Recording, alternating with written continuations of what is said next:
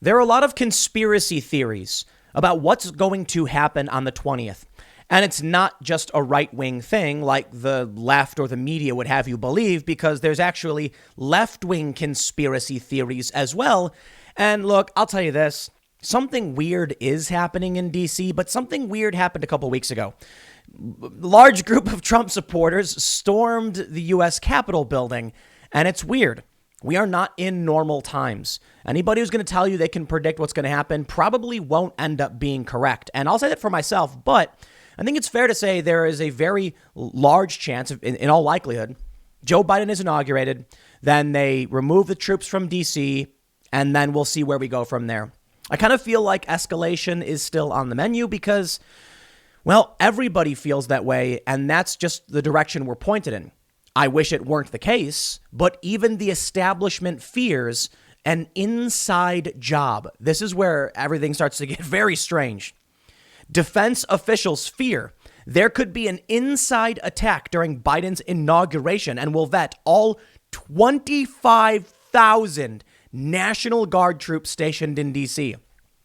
as Army reservist with secret security clearance is arrested in Capitol siege. Did you know there were active duty members of the armed forces who were arrested due to their participation in the riots at the Capitol? Active duty. Yeah.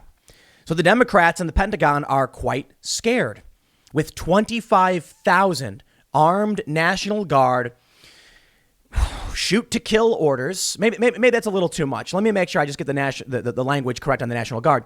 Authorized to use lethal force. The dramatic escalation in authorities granted to the 20,000 Guard troop station in D.C. is only the latest response to last week's massive security failure.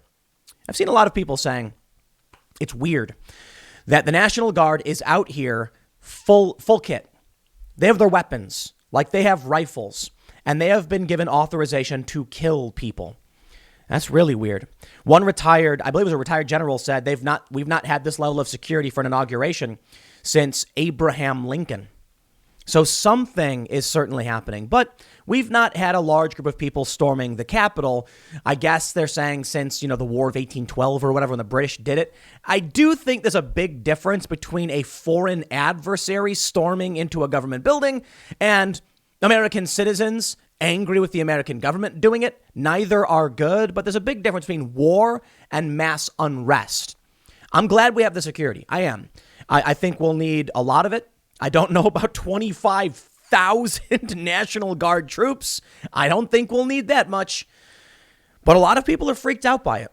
And it's not just the vetting. It's also the statement put out by the Joint Chiefs of Staff warning troops against sedition and insurrection before Biden's inauguration. I got to tell you, the Pentagon is terrified that there are Trump loyalist National Guardsmen and military personnel, and there probably are. There's a lot of crazy stuff I've heard. I'm sorry, I can't do the conspiracy theories on the left or the right. I don't care. It's nonsense, okay? That Trump was a Russian, Trump was working with the KGB. It's ridiculous. But don't get me wrong. It's not just the Russiagate stuff. The left has a new fringe, crazy conspiracy, and the media doesn't really cover it a whole lot. And then we have the people on the right who think, trust the plan because it's going to come through, and it just never come through. I've heard so much, 2 weeks ago, Trump is going to enact this executive order and nothing happens. I remember they said Trump's going to win on November 3rd. And then they waited and called it for Biden. And then I heard, well, Trump needed to lose. They needed to call it for Biden so that the treason would be solidified, right? Because attempted treason isn't a crime. So then when nothing happened and the lawsuits failed, they said, well, you've got to wait for certification on the 14th when they vote. You have to wait for the vote. That solidifies the treason. And then nothing happened. And then, well, we got to wait until January 6th. And then storming of the Capitol happened. But then Biden. So listen, I don't know what's going to happen, but I just think everybody needs to chill out on the craziest theories. We're sitting back. We're watching. We're being cautious and prepared. And we'll see. And I think, in all likelihood, as I've said since the I believe the 7th, just after probably the 7th or 8th, it's going to be Joe Biden. Okay. The only, I don't want to bring it up, but maybe Kamala Harris for some reasons. But let me read this story and we'll see what's going on. Daily Mail reports, U.S. defense officials say they are worried about an insider attack during President-elect Joe Biden's inauguration, prompting the FBI to vet all of the 25,000 National Guard troops coming into Washington. The massive undertaking reflects the extraordinary security concerns that have gripped Washington following the deadly January 6th insurrection at the U.S. Capitol by pro-Trump rioters. I just want to mention I'm glad that we're officially in the historic confirmation territory of it was an insurrection. Look, it was a bunch of angry Americans who had no idea what was going on and no idea what they were doing. And I'm not trying to be emotionally loaded in these statements. I'm trying to just give you the facts. Clearly, there was no plan. They stormed in. A bunch of people walked in because the cops let them in, and they bumbled around confused quite a bit, not knowing where they were going. I'm sure some of them maybe had ideas of what they want to do, but nobody was coordinated. They call that insurrection. They say it also underscores fears that some of the very people assigned to protect the city over the next several days could present a threat to the incoming president and other VIPs in attendance. One Army reservist with secret security clearance has already been arrested for his alleged part in the Capitol siege earlier this month. Timothy Hale Cusinelli, 30, of New Jersey, was described in court papers as an avowed white supremacist and Nazi sympathizer who allegedly encouraged other violent rioters before being charged Friday. The riot at the Capitol, which left 5 people dead, has led to a reckoning unprecedented in American history. President Donald Trump told the crowd to march to the Capitol and that you'll never take back a country with weakness. You have to show strength and you have to be strong. He also said, we're going to peacefully march and then cheer on some politicians. Please provide full context, Daily Mail. An Associated Press review of public records, social media posts, and video from Friday shows at least 22 current or former members of the U.S. military or law enforcement have been identified as being at or near, with more than a dozen others under investigation but not yet named. At or near. Spare me. A lot of people were there to see Trump speak. And after he did, a lot of those people, almost all of them actually left. I've been given different estimates, but most people have said at least a couple 100,000 people in D.C. for Trump. And a few thousand went to the Capitol and actually stood on the Capitol grounds. And a few hundred actually went inside the Capitol. We'll see how things play out. I think the whole thing was a big mistake, but we'll see. They say, in many cases, those who stormed the Capitol appeared to employ tactics, body armor, and technology such as two-way radio headsets that were similar to those of the very police they were confronting. That is ridiculous. You can buy walkie-talkies at REI. You know, I got to tell you, my friends, I'm looking at these photos. I'm looking at these videos of the National Guard. Look at these here actual U.S. Army and National Guard personnel. They seem to all be fit and well equipped. And then I'm looking at these videos of the militia members and some of these protests that happened with the Boogaloo Boys. They're very out of shape and overweight. OK, listen. You've got the National Guard. Maybe some of them have sympathies. You'd have to get some commanding officer who has a plan and wants to take some action or whatever. I just don't see that happening. Maybe. We really are in, unprecedented times, to say the least. I'd like to refer to normalcy bias, as I often would, but nothing about what's going on right now is normal. This has not happened since the 1860s. That's what they're saying. We've not had this level of security. We've not had a storming of the Capitol since 1812. Something weird is happening. Something is freaking these people out to the point where the Joint Chiefs had to issue a warning to troops. They had to tell the armed forces, don't you support Donald Trump. And I don't think people are going to care. Listen, if you really believe that there are Trump supporters who are that loyal to him, that they would defy the constitutional process we've gone through thus far, or they believe it wasn't legitimate, then there's nothing you can say. Nothing. I'll stress this again, because I made this point a couple weeks ago and a couple weeks before that. I've made this point in videos going back a couple years. A military coup is not some commanding officer saying, okay, gentlemen, let's go stage a coup and support Donald Trump. That won't happen. I'll tell you what'll happen. They'll say, hey, we have, new orders. Go and guard the White House. That's it. And they won't know why. And it's a reasonable order. We're going to guard the White House. Sounds good. But you don't know where that order comes from. You see the problem? This message sent out from the Joint Chiefs is meaningless. Meaningless. Okay, the message must be to the officers or to the ranking individuals who would potentially give orders. I told you this story before about the Bosphorus Bridge in Turkey. I don't know, where we're at in the story because I've not covered this since it happened. But soldiers went to this bridge in Turkey and were guarding it. The media then reported they were staging a coup. Civilians then came and dragged away the soldiers and beat them to death. My understanding at the time was that these soldiers were just given a kind of blanket normal sounding order like, hey, we got to secure this bridge. There's maybe a terror attack. And they went, you got it. Not realizing what was really going on around them because it's need to know. They're not going to tell all the lower ranking National Guardsmen the orders you're being given are to subvert the Constitution. Why would they say that? They want loyalty. They would just tell you, hey, everybody, go and shut down this road. We got a threat, so we're going to keep everybody safe. Then they do it. And then before they realize it, they're blocking the road and Biden can't get in. Who knows? So I don't understand why they're putting out this message. It's not going to do anything. Here's what Vox reports. In a statement sent out to the entire U.S. military, all 8 members of the Joint Chiefs of Staff condemned the Capitol insurrection. Top military officials prefer to stay out of anything tinged with politics. For one to say something after last week's event would be noteworthy and rare enough. For all 8 Joint Chiefs to speak out together in a message to the Joint Force, no less, shows just how perilous they deem the moment to be, saying, the violent riot in D.C. on January 6 was a direct assault on the U.S. Congress and the U.S. Congress, the Capitol building, and the constitutional process. The letter signed by all 8 Joint Chiefs reads, we witnessed actions inside the Capitol building that were inconsistent with the rule of law. The rights of freedom of speech and assembly do not give anyone the right to resort to violence, sedition, and insurrection. As service members, we must embody the values and ideals of the nation. We support and defend the Constitution. Any act to disrupt the constitutional process is not only against our traditions, values, and oath, it is against the law. President-elect Joe Biden will be inaugurated and will become our 46th commander-in-chief.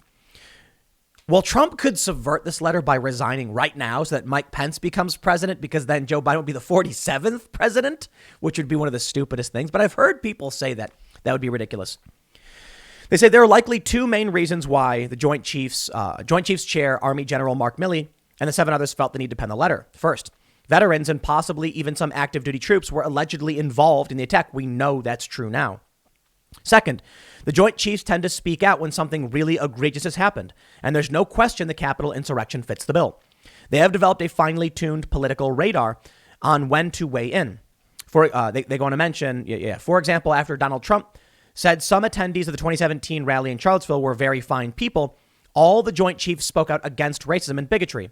And that's a hoax. That Donald Trump said that he was not talking about the white nationalists. Just look up the transcripts and watch the video. This is that moment was a very serious red pill moment for a lot of liberals when they heard over and over again that Trump referred to very fine people in a strange way. When you actually watch the video, you can see that he actually condemns the white nationalist totally. He said they should be condemned totally, but references there were some regular people who were there who didn't want to see a statue torn down. I can understand why tearing down statues is dangerous. I'm not a fan of Confederate statues, and I don't think they should have been put up in the first place, and they should be put in a museum. That's my opinion. However, I think the general idea many of those defending the statues had was that we were trying to mend the nation after the Civil War. And so, within several decades afterwards, they agreed, to put up statues. And that was kind of the point. We had 2 large factions fighting.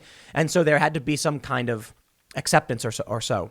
Reconstruction ended at 1876 after another election, which was so contested, it almost resulted in a civil war breaking out again.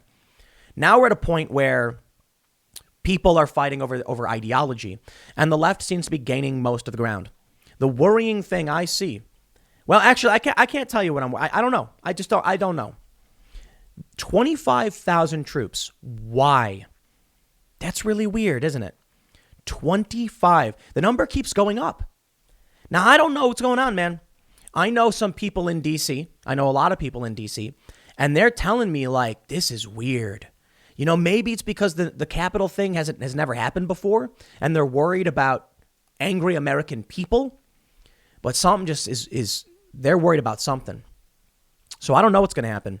But to have National Guard authorized to use lethal force, to have now 25,000 reportedly coming in, that's unprecedented. And some people have even said that the official request was only for a few hundred support. But now we're in the 25,000? Well, I'll tell you this. There's a couple conspiracy theories. The right has the conspiracy theory that Trump has boxed in D.C. with troops that are under the control of the acting Secretary of Defense, which is a Trump loyalist. And the left has very much the same conspiracy. Isn't it funny? But you'll only ever hear from the media criticizing the right-wing conspiracies.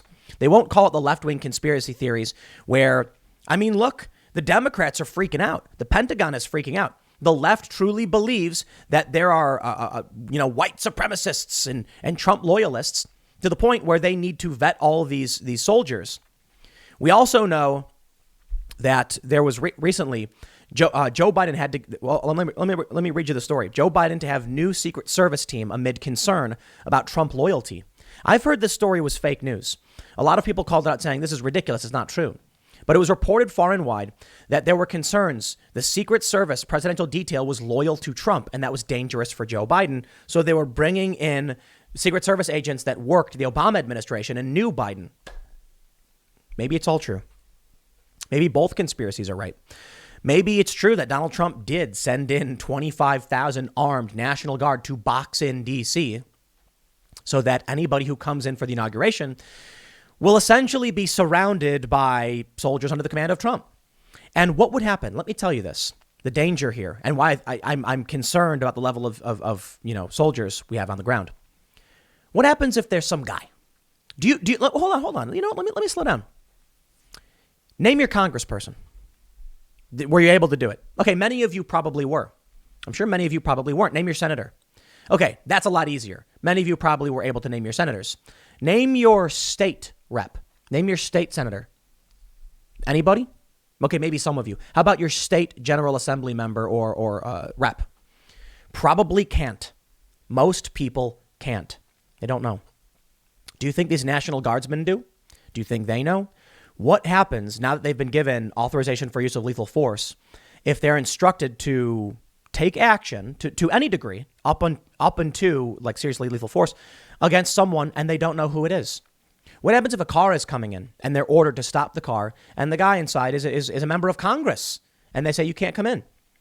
We don't know. We don't know who you are.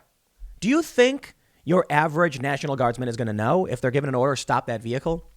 Look, a lot of people have messaged me saying I have no idea how orders and the military work. You're correct. You're 100% correct. I'm only basing this off of what I've seen in other countries with how orders are given to the military. And I've seen some pretty messed up stuff. Most of the stuff that I have seen, like the most egregious stuff, through video files and the media and other journalists. I've seen some stuff on the ground that's been particularly brutal. But I'll tell you, if an order was given and it was not particularly unreasonable, do you you need to just ask yourself, what would you do if you were ordered to save someone's life, but you didn't know what was going on? These are not easy situations to navigate. And everybody thinks they know. Everybody does. And even many right wingers talk about a good guy with a gun and stuff like that. Well, I certainly am now a big fan of Second Amendment. And you can check out my Instagram. Go to Instagram.com/Timcast because I put up a video the other day of cherishing the Second Amendment with a .308 rifle. I also recognize if someone enters a hot situation in an urban center and there's shooting, you don't know who the bad guy is. The cops don't know who the bad guy is. It's very hard to determine if just people are shooting at each other. You need to make everybody stop. And so it can be tough. If there's a car, driving and a National Guard is given an order and it's not unreasonable and they're stopping it, it could very well be in favor of Trump or Biden. We don't know. That's my concern here. Lethal force on American citizens sounds horrifying because you don't know who's going to be doing what. You don't know if there's going to be a guy in plain clothes. Turns out he's, working in the government who gets blocked or arrested even. And what happens if, I don't know. You get the point. Okay, I think you get the point. Conspiracy theories on both sides suggest something similar, and they're scared about what Trump may do and what these National Guard may do. Like I mentioned, you've got the people on the fringe right believing that this was all part of Trump's plan. I swear, this is the craziest conspiracy.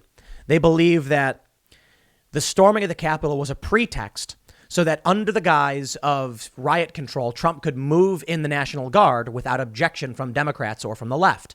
And that's what's happened. Kind of. I don't think Trump planned the storming. I think it hurt really bad. It was bad. But as you can see, the establishment elites and the left are very worried about what these National Guard might do, to the point where they've issued a letter warning them not to do this. But like I said, I've explained in great detail, it doesn't matter. They're there. The troops are there. The orders they get will come from the Pentagon and likely the acting Secretary of Defense.